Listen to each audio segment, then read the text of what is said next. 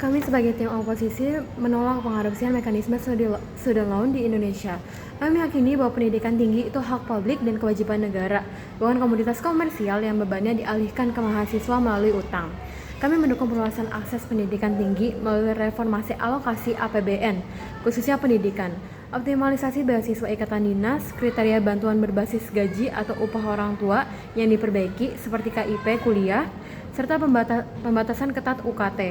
Kami tidak mendukung pembiayaan pendidikan yang ditagih di masa depan bisa berpengaruh ke finansial pemuda kepada mekanisme pasar keuangan ataupun utang berbunga.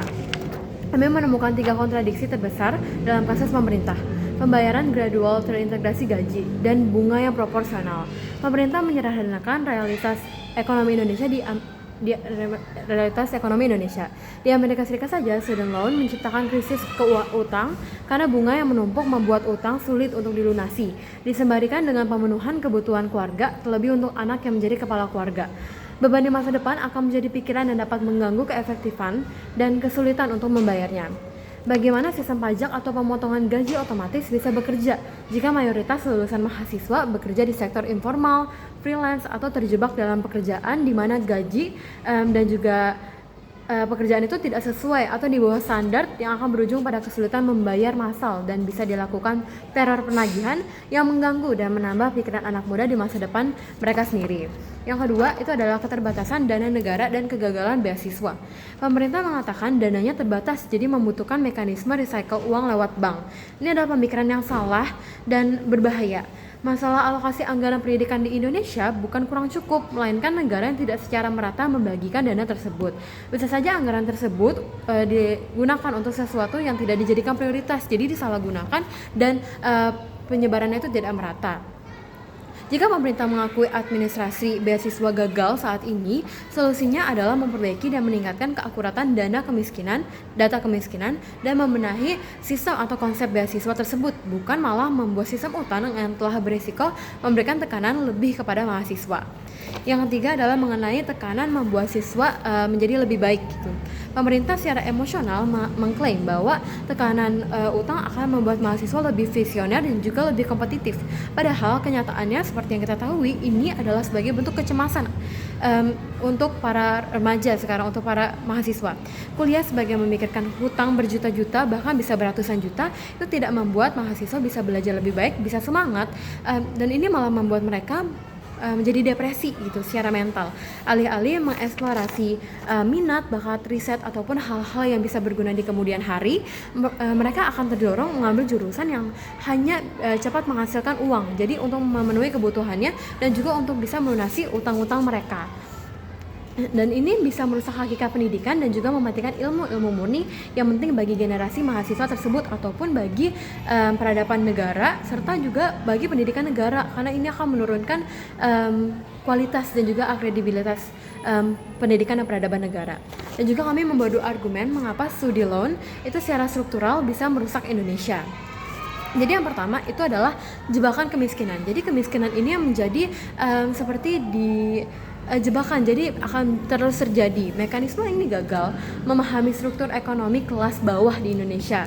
Ketika anak dari keluarga yang miskin gitu lulus dan langsung dibebani utang, studi loan itu menghilangkan fungsi utama pendidikan dan hanya menjadi beban. Jadi bisa aja anak yang baru lulus itu pendidikannya itu jadi nggak kepake, dan yang dipakai itu cuman gimana caranya agar bisa menghasilkan uang untuk membayar kebutuhan keluarga ataupun membayar melunasi utang tersebut gitu. Lulusan baru dari kelas bawah itu bakal mulai karir bukan dari nol lagi tapi dari minus, karena banyaknya utang yang harus dibayar dan juga kebutuhan yang harus dipenuhi segera gitu. Gaji pertama yang harusnya digunakan untuk memenuhi kebutuhan keluarga malah terpaksa dipotong untuk membayar utang yang banyak beserta bunganya. Ini menciptakan sebuah kerugian dalam keluarga. Mereka itu akan sulit menabung gitu ya untuk kepentingan lain, untuk membeli rumah, menabung, untuk membuka usaha buat prospek masa depannya, karena pendapatannya itu habis untuk membayar biaya kuliah. Jadi dibagi pendapatannya itu yang lebih banyak pasti membayar kuliah dulu dong, karena itu kan fokus utamanya dan juga nanti bakal ada bunga-bunganya gitu. Studi loan itu tidak mendemokrasikan pendidikan. Mekanisme ini memiskinkan generasi muda secara struktural. Yang kedua itu adalah efek pergeseran tanggung jawab negara. Mengadopsi student loan itu memberikan intensif buruk bagi negara dan juga perguruan tinggi untuk melepas tangan dari pembiayaan pendidikan tinggi gitu. Ketika kampus mengetahui nih kalau misalnya mahasiswa itu bisa meminjam uang dari bank untuk secara mudah melalui skema student loan, kampus ini bisa saja menaikkan biaya pendidikan dan UKT secara tidak terkontrol karena dianggapnya mahasiswa itu sudah mendapat bantuan gitu. Pemerintah juga bisa memiliki alasan untuk memotong subsidi pendidikan karena dianggapnya mahasiswa itu sudah bisa mandiri lewat pinjaman. Jadi pemerintah itu bisa saja memotong subsidi pendidikan, jadi kita nggak dapat subsidi lagi, mahasiswa itu tidak mendapat subsidi lagi karena dianggap mahasiswa itu bisa meminjam dari bank gitu tanpa memikirkan jangka masa depannya. Ketika masa depan mahasiswa harus menghadapi utang-utang yang tidak bisa dibayarkan itu. Dan juga mekanisme yang diberikan pemerintah itu hanya ilusi jangka pendek yang di masa depan itu akan digantikan dengan hiperinflasi biaya kuliah yang mempengaruhi seluruh kelas sosial.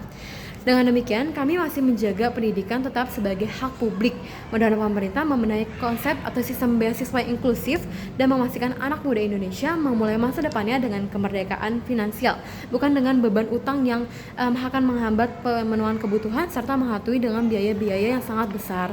Jadi pemerintah itu dan perguruan tinggi di dalam student loan ini bisa saja menaikkan harga UKT ataupun harga pendidikan lainnya ataupun bahkan menambah beberapa kegiatan agar bisa dibayarkan kepada universitas gitu loh. Sedangkan untuk pemerintah dia bisa untuk meng-cut off sendiri biaya subsidi karena dianggap kita sudah mampu untuk membayar kuliah secara mandiri seperti itu. Terima kasih.